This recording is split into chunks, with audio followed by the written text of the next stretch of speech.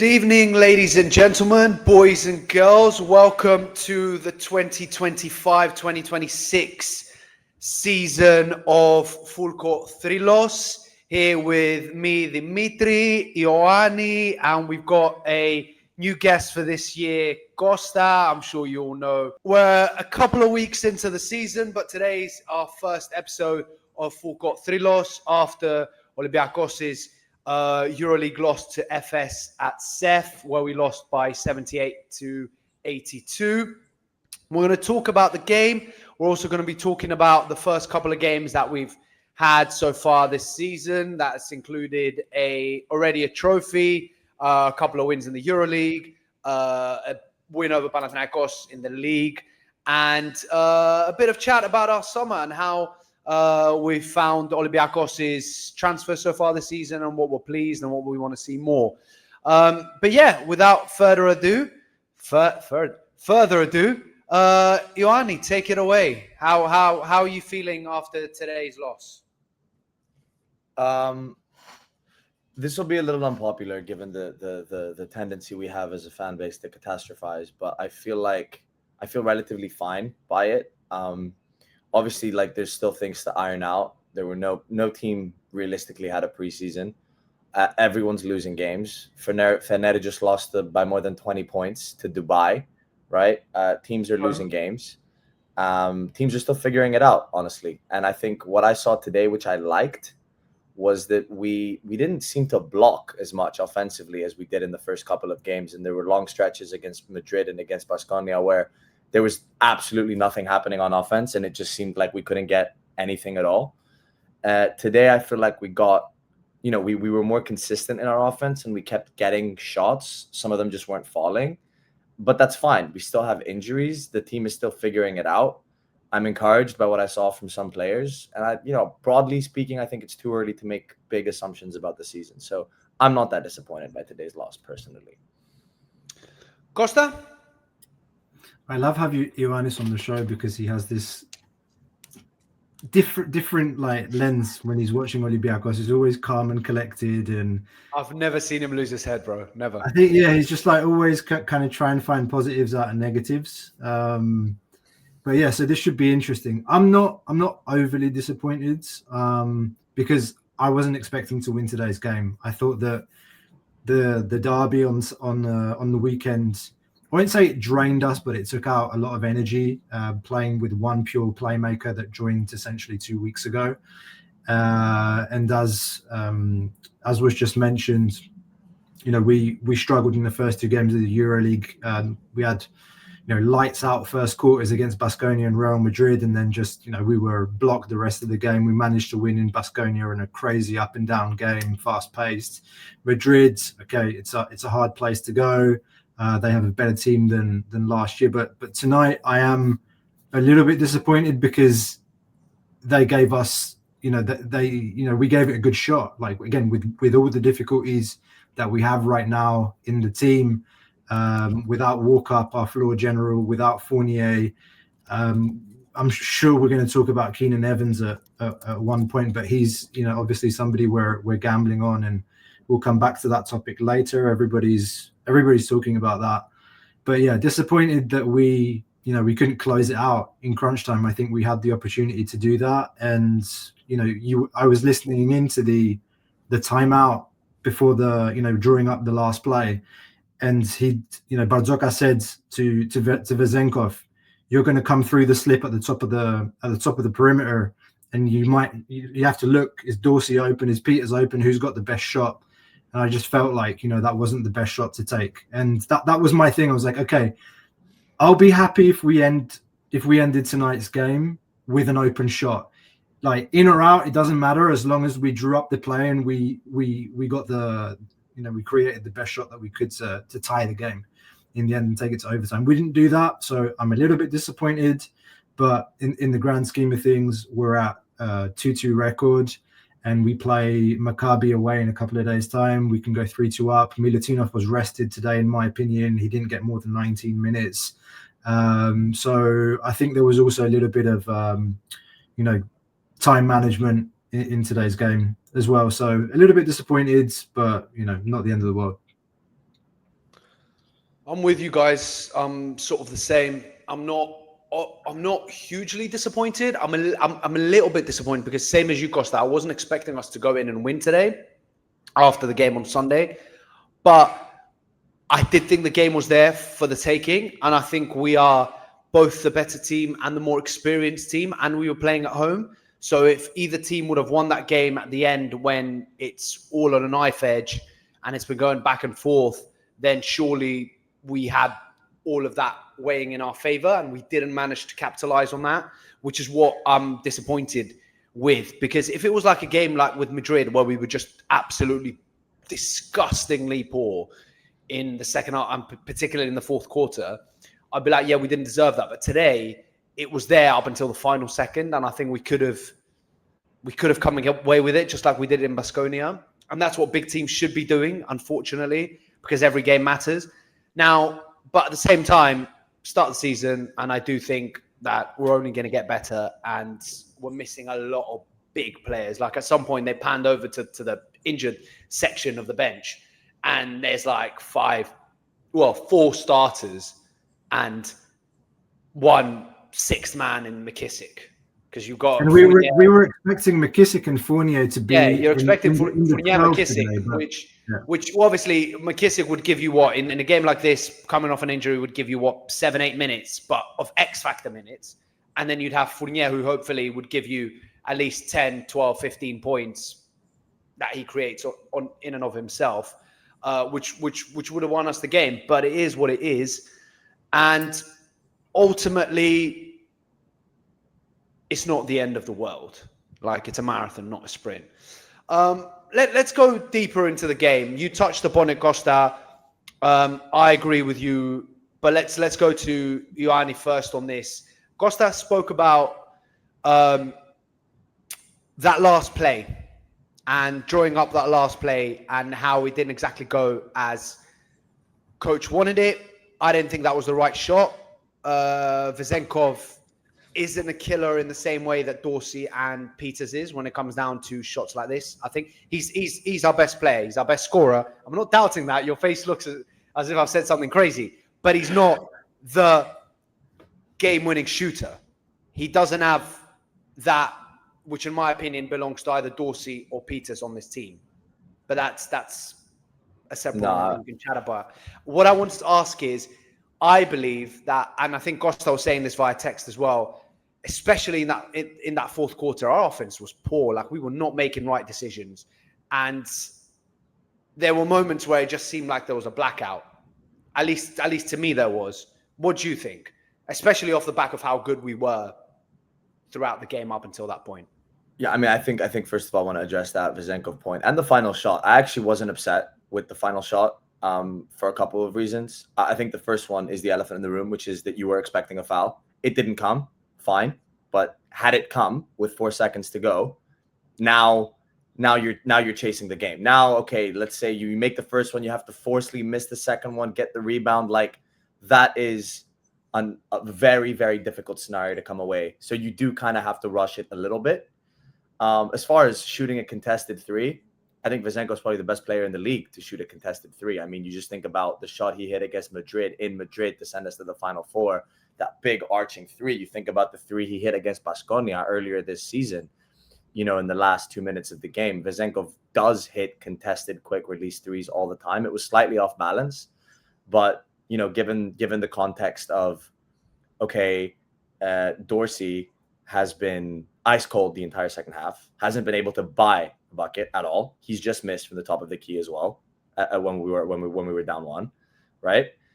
You look at Peters. Yeah, Peters is a great spot up shooter, but for a shot like that, off balance coming down the middle, I personally would want Vezenkov taking that shot. I think he's made a lot of big shots for us in his career. I'm not that unhappy with it. I mean, in an ideal world, that's Evan Fournier isoing one-on-one and shooting a sidestep three, 100%. But we didn't have that. So I'm not that upset about that shot selection. As far as our offense sticking in the fourth quarter, like, yes, it's stuck in that we weren't able to get as much as we were in the first half, but neither were they. It was kind of a scrappier game. And I think I think the issue was that we were a little slower on offense, but it didn't feel like we were genuinely as stuck as we were in that second half against Madrid, or for that period of time against Baskonia, in those games where Walkup would come off, Lee would come in, and then there would just be nothing going on offense. The ball was moving around. The players were getting to their spots. The shots just weren't falling, and both teams were playing good defense. But I personally didn't feel like there was as big a blackout this game. And I think that speaks to sort of Ntilikina coming in. And, despite not shooting great today from 3, and, some people have gripes about him because they were expecting us to bring the second coming of Spanoulis out of nowhere. I'm personally happy with what he's been able to do, because it's not the stuff you can see in the box score. It's just the fact that he's setting up the offense, making sure everyone's where they're supposed to be, making sure that we're getting into those dribble handoffs at the top. If it sticks, bringing the ball back out, directing somebody to cut, starting it again. There was a lot more of that now than there was in that game against Madrid, which meant that we were able to find a lot more opportunities in better spots than we were. Potentially the difference, though, and why you might feel like the offense blacked out, is because for some reason Vezenkov didn't shoot the ball today. We couldn't get him the ball. We couldn't find him open enough. He shot the ball 6 times total in the entire game. And I think when you've got a player like that, you need to figure out ways to get him the ball more. So I think that might, to some extent, explain the offensive blackout that you might have seen. It's perfectly normal, though. I mean, Ntilikina's been around for 2 weeks. It's his 3rd game, even 2nd game in the Euroleague, 4th game overall. He's got 9 points, 2 assists, 2 steals, and 1 rebound today. He scored that bucket against Panathinaikos at the end of the 4th quarter that essentially gave us the win as well. I think we've seen his ability to drive into the basket. He's quite slippery. He gets at the big man, and with his length, he finds ways to kind of get the ball off the glass and in. He did that today towards the end of the game again. It depends what your expectations are. Like you said, I mean, if you're expecting the second coming of Spanoulis from Frank Ntilikina, albeit 7th or 8th pick in the draft back in, was it 2017, if I'm not mistaken. But you're bringing in the guy because essentially I think when everyone's fit, he's going to be Thomas Walkup's understudy. He's going to be getting 10, 12, maybe 15 minutes a game to kind of make sure that Walkup isn't overused, overly battered, because his body is just, I won't say broken, but we all know Thomas Walkup's been through a lot, like the last couple of seasons, playing constantly, including with the national team. So, that's the utility. That's how you use Frank Ntilikina moving into the season when everyone's fit. So, I think it's perfectly normal that our offense looks a bit unnatural. Yeah, like Ntilikina's, as you said, trying to play the Bartzokas system, play with those handoffs at the top of the key, all the players swinging, the movement off ball. It's not quite there yet, and that's perfectly normal. And I think for his first 4 games, he's been really good. I'm like I don't see any reason to be unhappy with Ntilikina so far. I mean, I'm the same regarding. I'm confused. Is it pronounced Ntilikina or Dilikina? Because it's an NT. Ntilikina, no T. So no it's D. a silent T. Yes. That throws me, man. It really, really does. Like I first thought it was a D, and then I kept hearing people pronounce it without the T, and then I looked at it again. Anyways, I agree with both of you guys. I'm pleased with him so far. I think he's going to be quite useful to the style that Bartzokas wants, and giving Walkup those important minutes to rest. And today, I think Ioannis, not just the game against Panathinaikos the other day, but I think today as well, he had a really big bucket right at the end under Papanikolaou, where he sort of faked it and scooped it under him really, really well. It was right as Efes had taken the lead with 40 seconds left, and then he hit one. And I'm like, oh shit, now we're in front. We just have to have a good defense here. I mean, we didn't stop them from scoring, but it was a big make at that moment in time.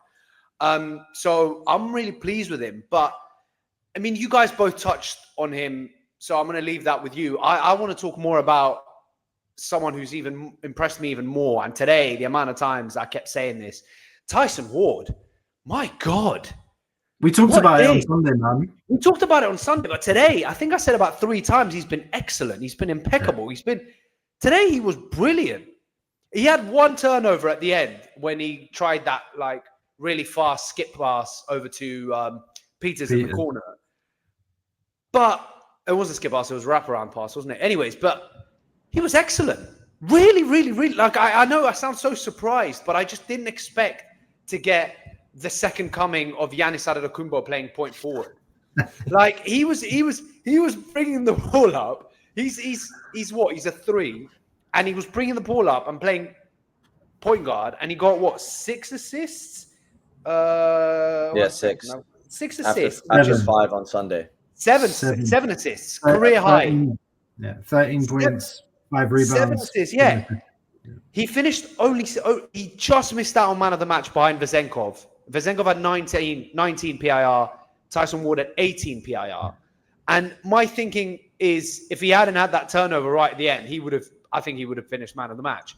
Because he was bloody excellent. The way he was bringing the ball up and sort of both attacking but also distributing really well. Because he's that threat offensively, then the defense has to collapse on him, and he dishes really well. And he just had a couple of really, really good looks where he just knew exactly when to get rid of the ball and where to pass it to. That pass to Hall, where he dunked all over Papanikolaou, I think that's going to be number 1 in Euroleague's top 10 of the round, because that was beautiful.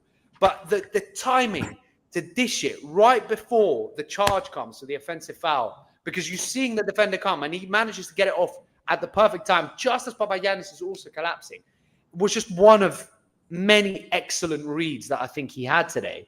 And I mean, he hit 1 of 3 from 3 as well, which is not something that necessarily you expect when you have a team full of shooters like Dorsey, Peters, Vezenkov, Fournier.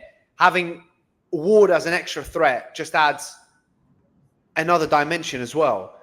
Yeah, I can't speak highly enough of him today. Honestly, so pleased with him. And I even though on Sunday I was very happy with him, and Costa was singing his praises and saying how he's the best transfer we've had from this summer, today even more so. I think he just fit in brilliantly, and it just seemed as if he'd been part of the system for a very long time.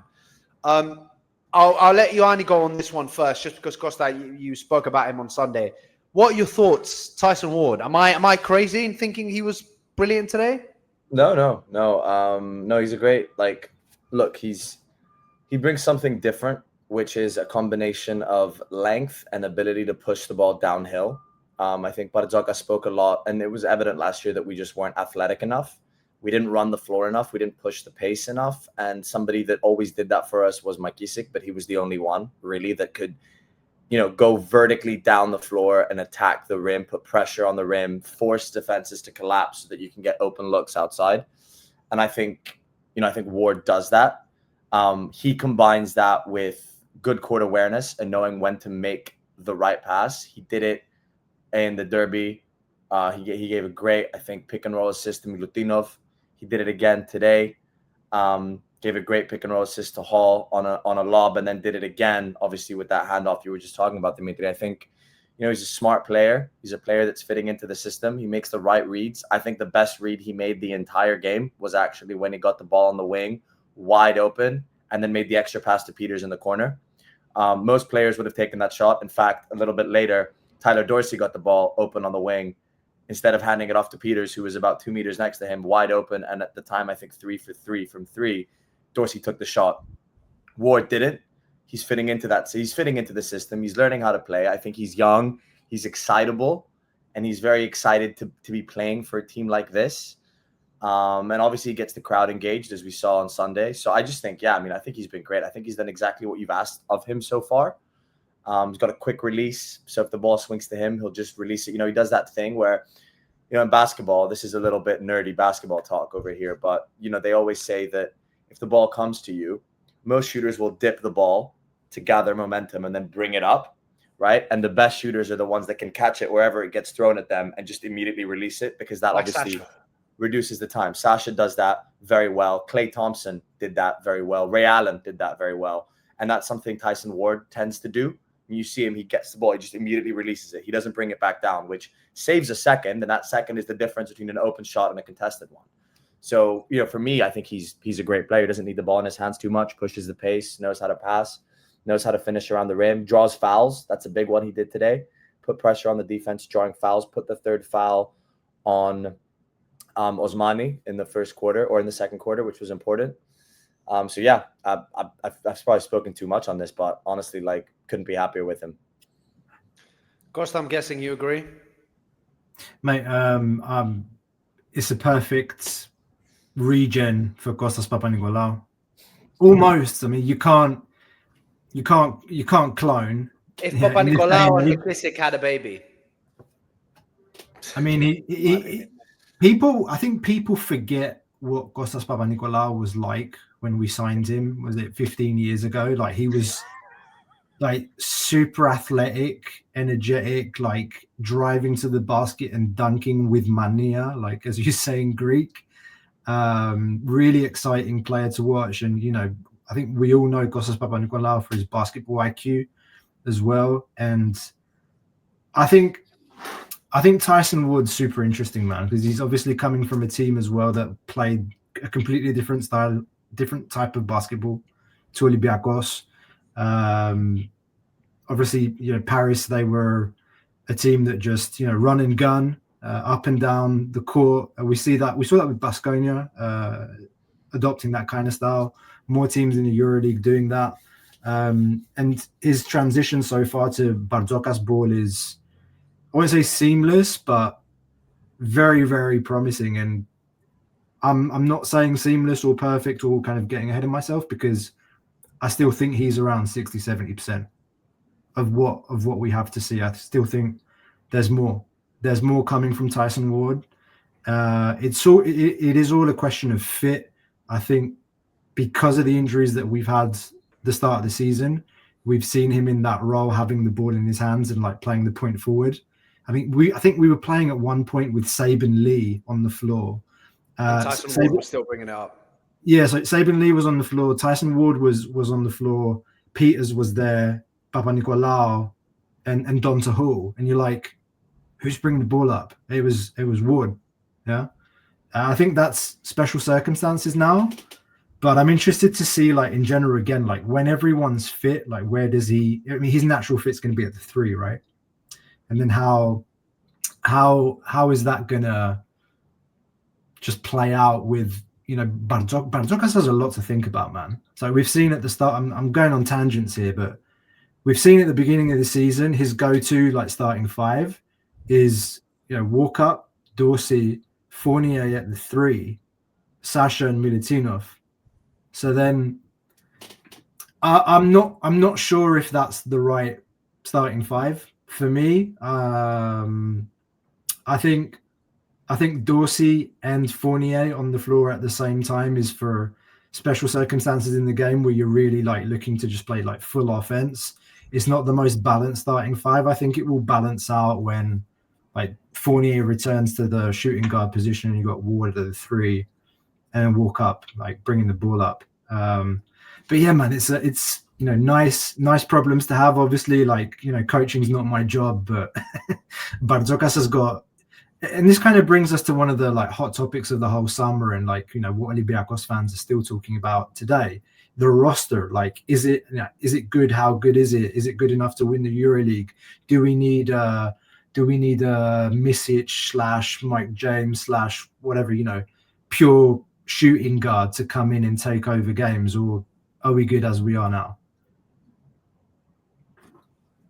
I mean, that's Pandora's box right there, isn't it? Yeah. I mean, my issue isn't even, I don't think we need, it's not a shooting guard, in my opinion, that we need. We don't need another Fournier.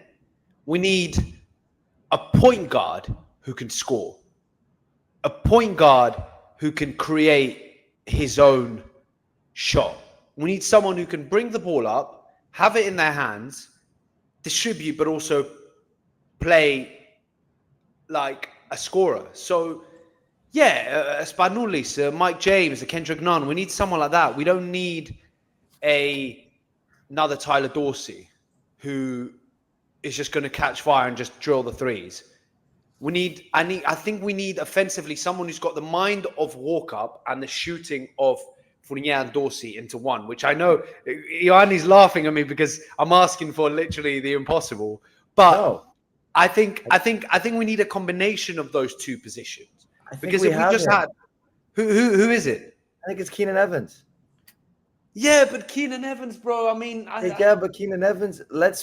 Okay. Finish your thought. No, that's what we need. No, I completely agree. Keenan Evans could provide that. However, I don't want to put pressure on him. The guy's just come off a huge injury, right? Which could fully alter the course of his career, right? Hopefully doesn't, but could. Has the whole preseason, and you're like, fuck yeah, Keenan Evans, he's ready, and then gets injured again before the season starts. Obviously, it's a minor injury, but for someone who's just come off a huge injury where he's missed an entire season, it causes two issues for me. The first issue is, obviously, it might make his physical injury and recovery worse because it's a setback. And more importantly, mentally. One huge injury, right? Where you're out for the season, you've just signed for a new team, but you're raring to go. You're back in like April, but the coach doesn't want to risk you. But you're like a lion, a caged beast. But you're raring to go, and you're like, yeah, I've got the preseason. I'm working hard. I'm showing what I can do. Season's going to start, and I'm going to take everything by storm. I'm going to be the best. You're in that headspace where it's like, yeah, I'm back now. Nothing's going to stop me. I'm going to prove everyone wrong. I'm going to be the best. And then you get injured again. No matter how small it is, I think there's the trigger in the back of the head that goes, oh, shit. Oh, no. Not again. Not just not again, but is this going to be my life now going forwards? Am I going to be getting injured easily or often? No matter, even if it's small, even if it's a week out, psychologically is where I'm worried with Keenan Evans, unfortunately. Not because of the big injury, but because of the second one. That's where I'm at with that. Sorry, again, different tangents. We're all over the place. No, I think that's an important part of the conversation. I think the first thing I want to do here is establish who Keenan Evans was. He was a 20-point per game, 5-6 assist player, leading Zalgiris, 3-level scorer, could score from three, could penetrate, had a turnaround fadeaway game, could dish the ball, could play the pick and roll and pass to a big, which I want to speak about after because that's the Dante Hall conversation that I really want to have.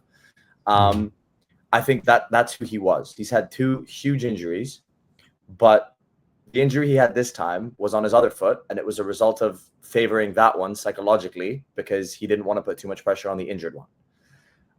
It's not a serious injury. The update is he's going to be back with the team this week. I think what the team is doing, what the reportage, as they say in Greece, says, is that they are going to evaluate just how much he can take on. And if they find that, he's not ready for that responsibility of being what they call a combo guard, which is what Mike James is, which is what Shane Larkin is, which is what Misic is, which is what Kendrick Nunn is, which is, yes, can function as a point guard, but primarily their job is to just ISO at the top and get a bucket. If he can't do that, then they will go to the NBA market once players have been cut, which is yet to come, and try and bring the best name they can bring from there. Let's not forget, Panathinaikos brought Kendrick Nunn over in December, I think, right? No. So it wasn't December. Yeah? It was late. It was like late. We brought Fournier in September last year. I think they brought Nunn the year before in October, no? It was late October. No, they didn't bring him in October. October is when the Euroleague season starts. Kendrick Nunn wasn't playing for those games.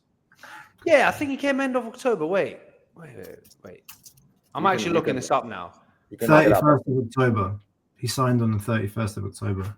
Yeah. So his first that's game, October, bro. Yeah, but that's October.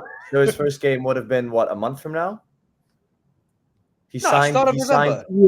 Yeah. He probably didn't play he signed 31st of October. Probably played the 4th, 5th of November. The point is that's 3 weeks away.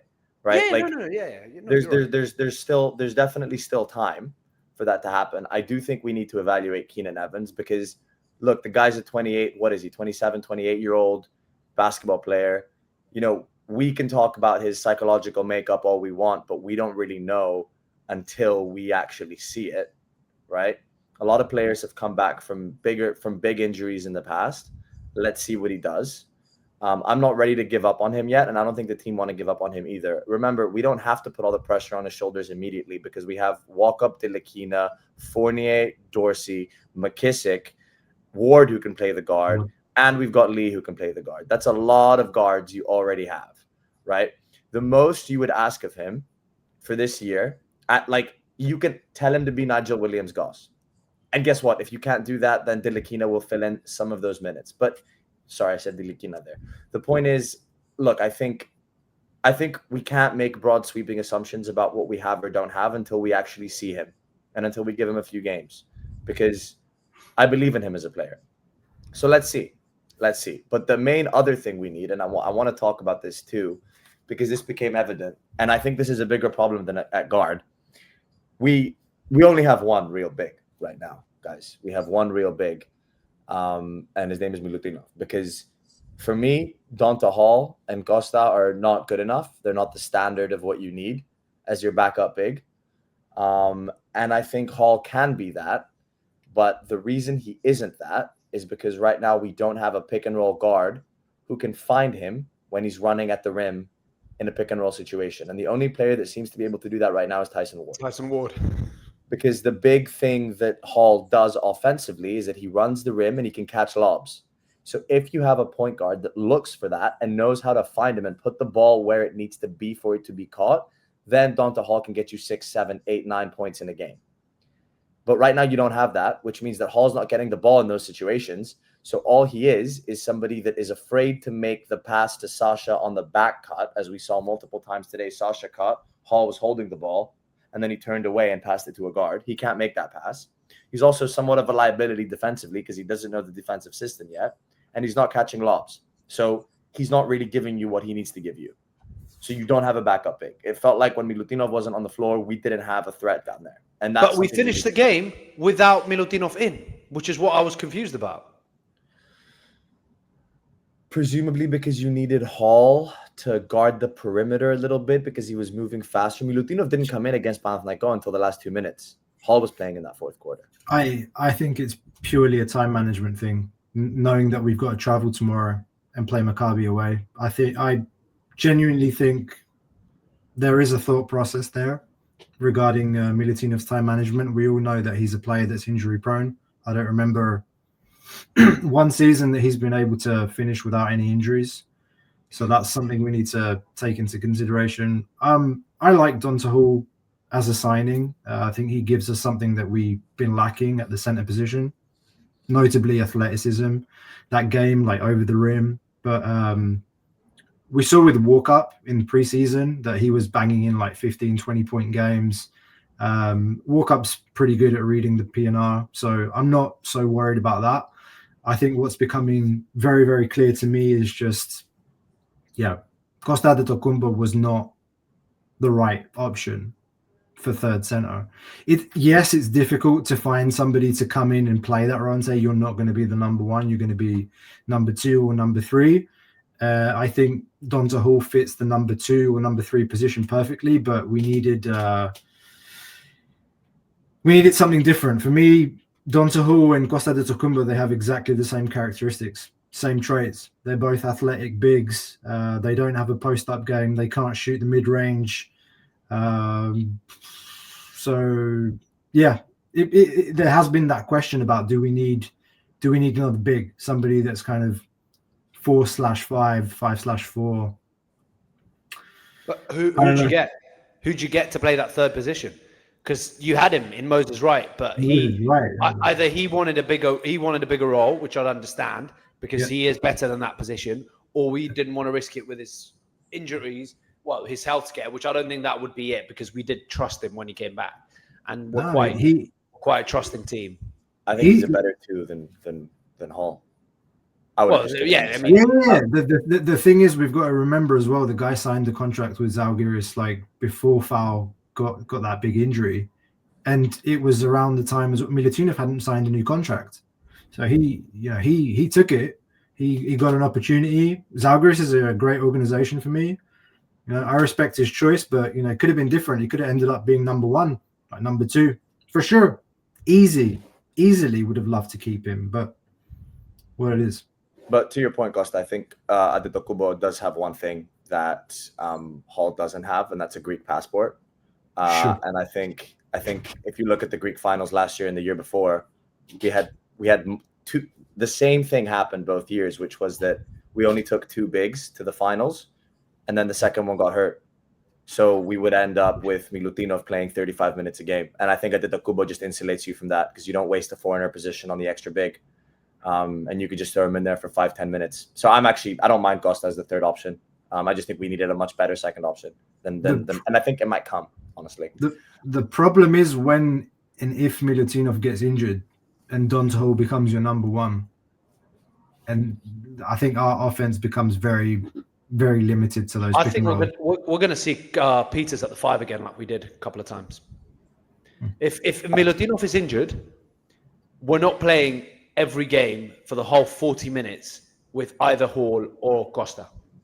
There's going to be minutes where it's going to be a Sacha Peters 4-5 combo. There's a signing if that happens. Hall's. I am more worried about the Hall minutes than I am about the Kubo minutes. Honestly, if that happens, there is going to be a signing. Someone's going to come in and play those minutes.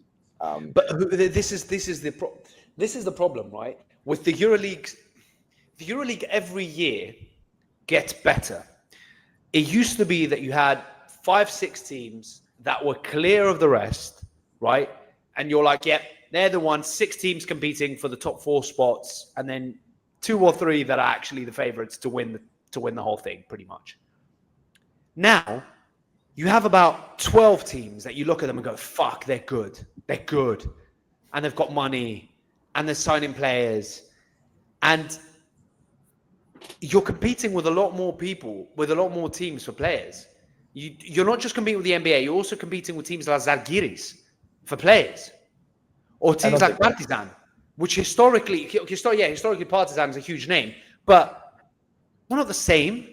But yet we're competing with them for players at this moment in time. I don't think we are. I don't actually think we are. Like, yeah, you can make that argument. Yes, Zalgiris look good, but at the end of the season last year, who was in the playoffs and who was in the Final Four? No, I'm not disagreeing with you. But if you're if you're an NBA player, or if you're a player from a smaller EuroLeague team, or Eurocup team, or Champions League team, or whatever, and it's not necessarily, I'm definitely going to wait for Olympiacos and go there 100% because they're interested in me.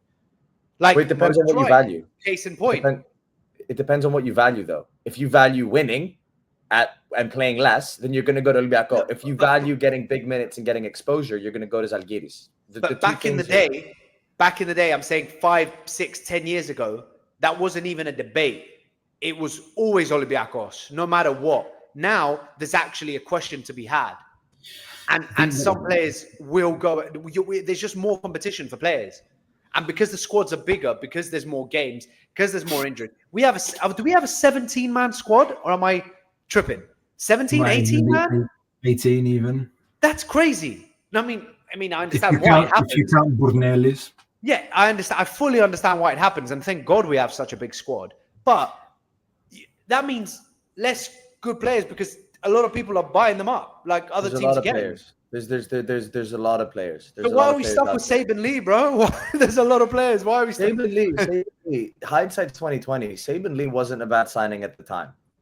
It wasn't at the time, but he's had the opportunity and he hasn't been replaced, in my opinion. 100%. He's had the opportunity playing the point guard because we've had consistent injuries to our point guards and have had to ask him to fill that role. And at the shooting guard position, he was competing against Fournier, and now Dorsey, who's on one. So of course he can't play at that position. But at the time when we had injured guards, he wasn't necessarily a bad signing to make. Like you had to buy somebody out, but that was later in the season, right? This is still early. It's still, the NBA hasn't yet cut players. Like there's still going to be options there for players that are going to come over. I'm not that worried. I'm not that worried yet. just waiting to sign Anthony Gill when he gets cut from the Washington Wizards. My other concern with that though is, when was the last time we signed someone from the NBA that wasn't Fournier? I mean, all of these.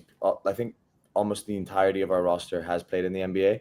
No. I don't mean directly from the NBA. Well, hang on, wait a minute, because that speaks to Bartzokas' overall strategy, which is but this is what I mean. Bartzokas' strategy, right? Is he gonna? Because this man, I love him. In my opinion, him and Mendilibar are borderline untouchable. Okay, and I've spoken about this many times, and he can do no wrong, in my opinion, even when we disagree. He is very stubborn, though, right? We can all agree he has a certain way he likes doing things. He does change eventually, like we see with certain styles of basketball, and how he doesn't just sub all 5 on and 5 off, etc. anymore, as he used to. But he's not the kind of manager, the kind of coach who goes to the NBA and goes, right, okay, him, and him, they've all got cut. Let's try and get these guys. It's not like we do that. We're not like other teams in that way. We do. Hang on. We did it with Petrusev. We technically did it with Vezenkov, although that doesn't count. But with Petrusev, Petrusev got cut from Philadelphia. We brought him over immediately. Okay. Petrusev was the last one outside of Fournier. Okay. Petrusev. They do still do that. It's just that, like, you have to remember that there are some teams that look at the NBA name, think that that's really sexy, bring him over, and he doesn't fit. Lonnie Walker to Zalgiris last year was an L. They were 6-1 when they signed him. It didn't work out, and then he left. So you look at some of the signings he's made where he's gone for experienced Euroleague players like Walkup, ended up being one of our most important players ever. McKissick, same thing. Like, I think he's just a little bit more selective and doesn't just blindly go for the NBA name. We could have done that, and we could have brought Rashawn Holmes over, the guy who didn't play well at all against us over the weekend. Or we could have brought Kendrick Nunn. Well, we wanted to. But we did try to sign. But it didn't happen. Because what happened was we were the front runner in August, and then we decided that, you know what, we need to make a decision now, and we brought Brasdeikis over. Yeah. And then Panathinaikos was still in the mix, and he went there instead. However, that is, I think, something we've learned from, because given Evans' injury, we could have quickly signed someone 2 weeks ago, and we didn't do that, because I do think they're waiting. And that's what the reportage says. That's what Bartzokas has been on the record saying, is we're still evaluating our options. We're waiting. I think I'm going to go straight to the point and say I think that's the right thing to do. You gambled on him in deciding to not nix his contract after he got injured. We still brought him over. We still announced him. I'm talking about Keenan Evans, obviously. It's been 14 months now. You've waited that long. You can wait another month at the least. If the guy's back in training this week, it's not going to be easy, because essentially there's no training. Like, when do these guys actually get to practice? They don't train. We said this on Sunday, bro. I swear to God, I don't think they train. I don't think they train as a team. And the commentators were saying it today. Yeah, but he's gonna need to get minutes, like in the games in the Greek league, to find some rhythm, and then obviously, it's a jump from the Greek league to the Euroleague. In some preseason games, I think the games where he actually played, they weren't televised, but again, the reportage was saying that he looked like he's obviously slower on the first step. It's normal, like after an injury like that, like you need to find your confidence. That takes time. It's a huge gamble. Man. What happens if they do decide to go and buy a player? It has to be the right player. I think this is kind of what Ioannis is alluding to. It's who gets cut, who's available. Like, at the moment, I'm not an expert when it comes to the NBA market. What Malcolm Brogdon gets let go by the Knicks after being traded from the Wizards. Some of these other players that have been mentioned before we signed Ntilikina, they weren't really attractive. Perfect player for us, but Exum. No, see, I'm speaking as a Spurs fan, so I'm a little bit biased. But Garcia Jones, the guy that he was the top scorer in the G League in the Summer League. Yeah. And the Spurs have signed him to a 2-way contract. He was exactly what we needed, in my opinion. And we tried to go after him. Don't get me wrong. Fully praised the coaching staff for that. I think that would have been the perfect signing after watching him play. I thought that would have been perfect, but didn't happen for obvious reasons. He chose the NBA, but I don't know what the options are that can give us that in the NBA from the NBA market. Like I don't know how Dante Exum could give us that. I don't think we should do that one. But I think there will be someone. Like I'm not. Even if there isn't, I think the roster's better than it was last year. Like I think we have more scoring at the guard position. It's just about figuring out how to get Dorsey to give you what you need at the right time. Because I agree with Costa from before. Dorsey and Walkup together is not Dorsey and Fournier together doesn't seem to be the thing. Is it the case that you can give Dorsey, put him in the second five, and tell him second quarter keys are yours, go crazy, do what you want, and then just do it that way and stagger the two of them? And then do you really need a scoring guard, even if Keenan Evans doesn't pan out? If you're doing Walkup with Fournier and then Ward, and then you're doing, and Vezenkov, obviously, and then Milutinov, and then you've also got Ntilikina with Dorsey and Papanikolaou in the second five, and Peters, like arguably that's enough. It'd be great to have another one. And you can pepper in McKissick and Lee to give you any additional offensive firepower you need. It'd be great to have one more, sure. Maybe Keenan Evans can give you that. If he can't, we'll bring somebody else in. But I don't think this is the be-all, end-all of our season right now. There were some reports, interestingly, in the last couple of days about Zvezda potentially looking into Saben Lee. Yeah, I saw that. Yeah, and all the comments were like, "Please, dear God, I never thought this would happen," and stuff like that.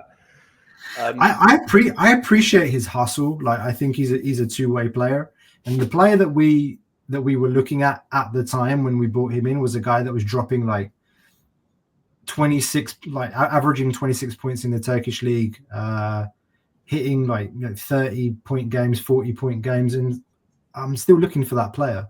Like obviously he's not playing in that position. He doesn't have the freedom to do his thing and not be responsible for setting up the offense of the team. So I wonder if we're going to see that at all, to be honest. Probably not, because in that team that he was playing and he was the guy. Should I get the ball to Lee? Lee, do your thing. But... Right. What I'm going to say is really rude, but you can't say he's a two-way player, this, that. You can't. A professional player that gets 12 and a half minutes for Olympiacos in the Euroleague and finishes with a stat line of 0 points, 0 rebounds, 1 assist, 1 turnover, and a PIR of -4. The only player to finish with a PIR of minus today. And it's not just he's had one bad game. There's a reason why everyone is scapegoating him. It's because he's been poor. And it's not like he's just signing, it's his third game. He had half a season last year. We can't go, oh yeah, he's a two-way player. He offers something outside of the offensive game or something like that. Like, we're too big of a team for that to happen. I don't care if he's not playing his natural position. It's not like he's a guard and we're asking him to play center, or he's a center and we're asking him to play guard.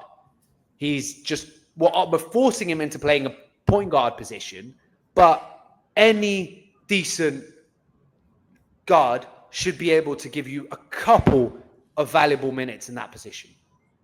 Like, why if Tyson Ward can do it? Today didn't give us anything. Today, no, it wasn't that he didn't give us anything. Today he was negative to the team. There's a difference in not giving anything. Like, we could go on the court right now, we'd give Olympiacos nothing. Maybe Arnie would give a tiny bit more. But I don't think would be detrimental to the team. Yes, I'd just be like, I'd just no, stay yes, out the we way. would. No, yes, we would. I'd be like in the defense. I'd be in the semicircle, just getting dunked on. I don't care. But it was just beyond bad today. And it's not the first time he's had a bad game. It's just that today it compounded with the fact that it was beyond bad and we lost the way we did, such a close game. That's the problem. And the fact that Ntilikina's come in and sort of hit the ground in a much more running way. I know they don't play in exactly the same position, but it just, I don't know. I trust Ntilikina on the court a lot more than I trust Saben Lee, who's been with us for half a year longer. But I don't not trust Saben Lee. Like, I fully lost trust in him today. Today's game, I was like, he can't be on the court right now. But it's not about a lack of trust. Not trusting him is one thing. him not providing anything positive is another. Right? Let's be clear. He's not turning over the ball too much. He's not throwing it away. He's not shooting too much. He's not doing that much, and he's not bad defensively. Yeah, it's Tony Snell. Fine. 0, 0, 0, 0, Fine, 0. but it could be worse. He could be doing things that are active liability to the team.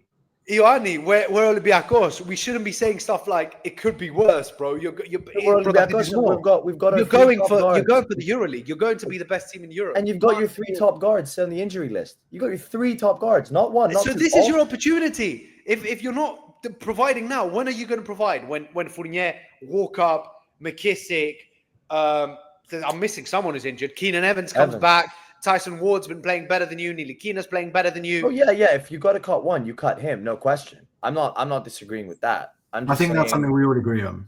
Yeah, we agree on that. I'm just saying he's not as he's not. I don't think he's the problem right now. The problem is the injuries, clearly. Yeah. At what point do we say it must be something that we're doing wrong, that we always have so many injuries? I think everyone has injuries. Everyone has injuries, but why do you not always? I don't know. As a fan, there comes a point in the season, this season a lot earlier than others, where I've gone, fuck, why is it always us? It's not always us. That's just. But it is always us, though. What's Papanikolaou got to say? They've got their best center in the Euroleague out for a season and a half. He was supposed to come back halfway through last year. Hasn't been back yet. But that was just because they were stupid and they brought him back for the Final Four and then fucked him.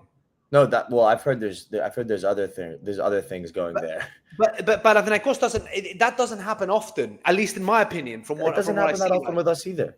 Bro, it happens with us all the time. No, if their players don't go to the national team windows, bro, let's not. Yeah, of course, but there's got to be more to it. Like we had Fall and Milutinov would get injured every single season. Our two main centers, which offensively and both defensively, they offer so much. They'd get injured every single season, both of them. No matter how little they'd get injured for, they both miss games, right? That's common though. That's common though for a 7-footer. Yeah, but not to their extent, surely. Right? I mean, I think Walkup played 84 straight games. He wasn't getting hurt. He was due for an injury. He got it. That's fine. Evans I think we brought him over injured. Fournier, he hasn't historically been a very injured player. And McKissick's 36. You can't and Fall, of course, yes. Fall shouldn't is always injured, but Fall is 7'3"? What is he? He's huge. Players like that do get hurt. I think our team doctor is Andreas Gatsoulis, if I'm not mistaken, who is the most renowned sports doctor in Greece. He's been the doctor for Ethniki. There's a reason why we know who he is. Everyone knows who he is. I don't think it's a fundamental coaching staff issue. I just think it is what it is. And I'd rather have them now than at the end of the year. I mean, look, the important thing is we haven't ever played a Final Four with an important player having a serious injury. I think that's what you have to look at. That's worrying. That is worrying that we haven't won a Final Four in the last 5. In the last 4. I mean, unless you count Keenan Evans last season. Look, I think it's too early to make big proclamations about how the team's going to be. I think we just got to take the positive. No, I know. I'm just playing devil's advocate, and I feel like a lot of people are quite pessimistic and just trying to put their thoughts out there, because we're quite positive, both as a trio and I think as a page. Thrylos of International is quite positive, and we try not to catastrophize things.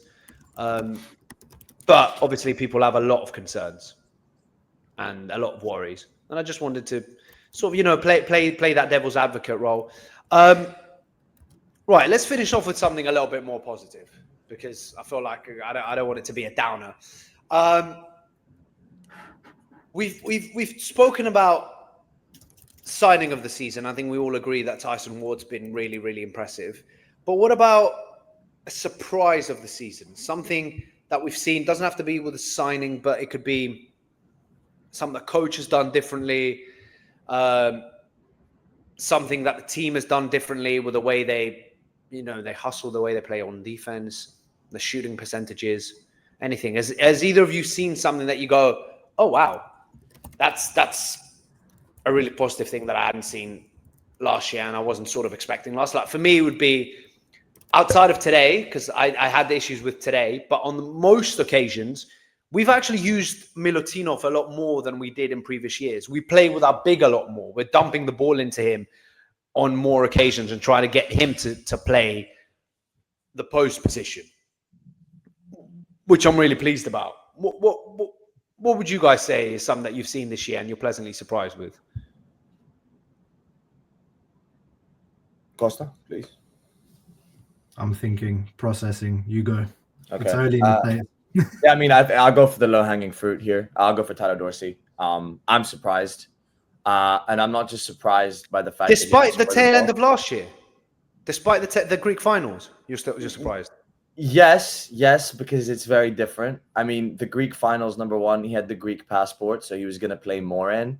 Number two, just because he did it for 3 games in the finals, there's no guarantee that he's going to come out do what he's doing now. And number 3, it's the facilitation piece too. Like it's the fact that he had 8 assists in the derby the other day, right? He was dishing the ball, he was finding players, he was taking pride in finding players. And it's also his level of engagement. I'm big on watching the bench. Like I'm going to go back and watch this game and I'm only going to stare at the bench for the first half. No, that's just a wild claim. I'm sorry. I refuse to believe that you're going to rewatch a game and you're only going to watch the bench. Not the full game. I watch the Euroleague TV condensed, which shows all the baskets, and then you watch our bench during the first half when we score. And you see, is a player getting up every time we hit a 3? Is he happy for his teammates? Last season, go back and watch the games. You see Tyler Dorsey sitting on the bench, arms crossed, not getting up, not being involved. It's a good litmus test for how involved the player is what their body language is when they're on the bench. And players that they're in direct competition with are scoring 3s and making good plays. Are they getting up? Are they clapping? Are they doing all of these things?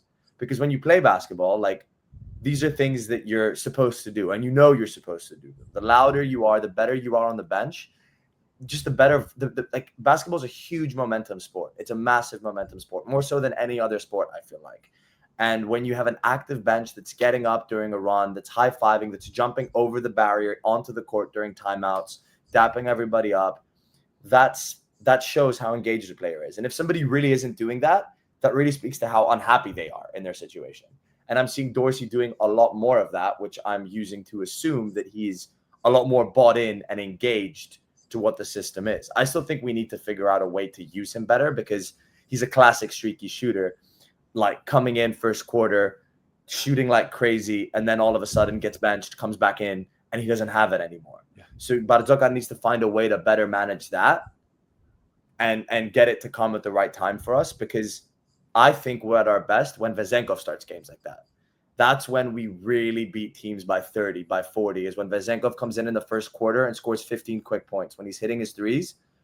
And then from there, we because he's good at riding it out. If he does it early, he does it the full game. Someone like Dorsey does it early, doesn't do it again. And if Vezenkov doesn't do it early, he doesn't find his groove until way later in the game. So I think we still need to figure out how to best utilize him. But I think that's been my biggest surprise, is not just how good he's been scoring, but how he's been passing and how engaged and positive he's been overall as a presence in the system. Costa? I mean, it's hard to really add anything because, I think we were expecting to see Milutinov become the number 1 option. And that means that we have to kind of tailor our system to utilize him and get the best out of him. You can't expect to put the ball into Milutinov's hands, like in the post, and play those, nice little passes that foul plays for Vezenkov coming in off a cut. Although, like, he has shown that he is capable, just not to the same prolific extent that you're used to with foul. So, I expect Milutinov to be dominant, posting double-doubles every game. I think, like I said earlier, Tyson Ward is going to be the under the radar, like the number 1 under the radar signing in the Euroleague. Like overall, I'm expecting more to come, more and better. Ioannis pretty much said everything that there needs to be said about Tyler Dorsey, and actually Bartzokas spoke to that after the Panathinaikos game, because again he came into the game like with a hot hand and then kind of cooled off towards the end of the second quarter. And when they went in at halftime, he spoke to him specifically and said, like, try and pride yourself for feeding your teammates as well, because the Panathinaikos defense was hedging out. He was getting double teams on Dorsey, and he was making good reads. And that, that's how he got his 8 assists as well. When you're finding your players, you're contributing to the team, it gives you confidence. It helped him to hit some big shots as well towards the end of the game against Panathinaikos. So I'm mentioning that because today he couldn't do that, or at least in the second half he wasn't able to be as effective from a creative standpoint. I think he had 1 assist today. If I'm looking at the box score. Sorry, that's the Panathinaikos game. Anyway, that's neither here or there. Evans is the big gamble. If Evans can come back to like more than 50%, like close to 70%, 75% of what he was, then this team has a really, really good chance of making it and going all the way. And the Final Four is not a given. I know we're disappointed to be there the last 4. It's funny I'm saying that, disappointed to be in the Final Four the last 4 seasons and not win it. And you fear that the longer that goes on, if we go again and we don't win it again, we become that team, that team that goes to the Final Four and bottles it every time. So I hate to say this, it's a little bit Spursy even, but okay, you could argue Spurs doesn't make it to Final Fours or whatever, even though we did win the Europa League last year. Shameless shout out. But what else did I want to say, guys? Like the competition in the Euroleague has improved massively. We were talking a little bit earlier about Olympiacos being the team that NBA players would like to go to if they get cut, etc. Like it's a whole new world now. I think Kendrick Nunn and everything that he's managed to do since he signed, it's opened the door for other NBA players. We saw influx last season. We saw even more influx of NBA players coming into play in the Euroleague. And frankly, like, look at the team that we played today. With Vincent Poirier, they're a Final Four team for me. Like their guard lineup is ridiculous. They had Shane Larkin and Isaiah Cordinier, Jordan Lloyd, who was balling during the Eurobasket, Bourbois, who's been killing us over the last few seasons.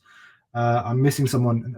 While about Swadel, that guy that kept dropping threes. The guy that I was like, Swider. I was like, who the F is this guy? Never heard of him before. He was a killer. Yeah. No. He shot some daggers. So yeah, those are my thoughts, kind of summarizing what you guys said and just looking at some of the big names that we're all expecting things from. And I didn't mention Sasha Vezenkov. You guys see it too, right? Like he looks like he's worked out over the summer. He looks a bit more like toned and fast, athletic. There was one play today, if you guys remember it, like there was a fast break opportunity and you saw Vezenkov was kind of one-on-one and he didn't take it to the rack. Yeah, and he had Osmani as his defender who's on 4 fouls, and I was screaming to the TV, attack him, just go for it. Attack him, like win the foul, like there's and one opportunity, and you're like, why didn't you do that? Like, he was attacking the rim against Panathinaikos. He was jumping from like the free throw line, like with his hand up in the air, and he was getting those layups. I was like, okay, like, but that's something to look out for as well. I think Vezenkov is faster. I think he's more confident driving to the basket, not just the off-ball movements, not just the, no dribble. So there's that element to look out for as well. Right. Let's one final thing before we close up, seeing as it's the first episode of Full Court Thrylos of the season. Picks for Final Four. Probably do this again at the halfway point, see how we're all looking around January sometime, January, February. But Costa, you can go first. Who are you? What are you seeing as the 4 teams in the Final Four? What does your mind tell you, not your heart? Madrid's one. Is that because of Sergio Scariolo? I think that counts a lot. I think they have a good coaching staff. They got a winner. Big winner. Maledon. Like, I don't think Maledon's been Maladon hasn't been fit beginning of the season, if I'm not mistaken. I don't know if he played last round, but I think he's going to be massive for them. So Madrid's up there for me. Let me just have a look at the standings again. Poof. Monaco.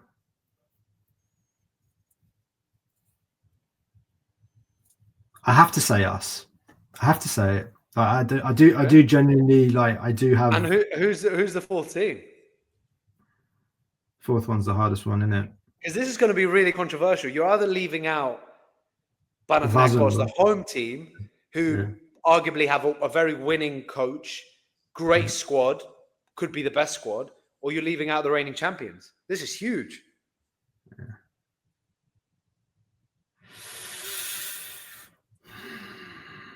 Out of Vasilo. You're leaving out the reigning champions. I mean, mate, it's so early in the season. Like these, it's going to be fun to look back at these and talk about them again. So I've got Madrid, Olympiacos, Panathinaikos, and Monaco. Fairs. Ioannis? I think last year's Fener, Panathinaikos, Olympiacos, Monaco. I don't believe in Madrid. I don't think they've got enough. I need to see more from them. I just can't see. I can't see them over any of those other four teams. So I would say the same as last year, honestly. See, I'm in the middle between you two. I was going to say the same as last year, but to be slightly different, if I had to pick one difference, it would be Madrid. And the reason behind that would be Sergio Scariolo. I think he is arguably the GOAT of European basketball. Well, not, you know what I mean, not club basketball, but what he achieved with Spain. Or one of the GOATs, because you've got people like Obradovic and to a lesser extent Ivkovic, and like there's other huge names that have achieved so much. Even Ataman is up there with, which I hate to say, but he's got an incredible career. Scariolo is huge, and if I had to get rid of one of the four teams from last year, it would be Monaco. I think, don't get me wrong, Spanulis is an excellent coach, but between him and Scariolo, and between the gravitas of a team like Real Madrid and Monaco, last year was Monaco's opportunity, I think. I don't think Monaco were going to win a Euroleague anytime soon after losing last year's. Last year was the one they should have won. And I think it's going to be a long time before they're in that position again. Even after the Milutinov signing? Yeah, even after the Milutinov signing. I don't rate Milutinov that highly. Like, don't get me wrong, I'd love to have him, but I don't cream my pants over him. So I'd hope not. Like, and on that lovely note, guys, I think and on that bombshell. That bombshell. I think we should end tonight's episode, the first episode of this season. We're over an hour in.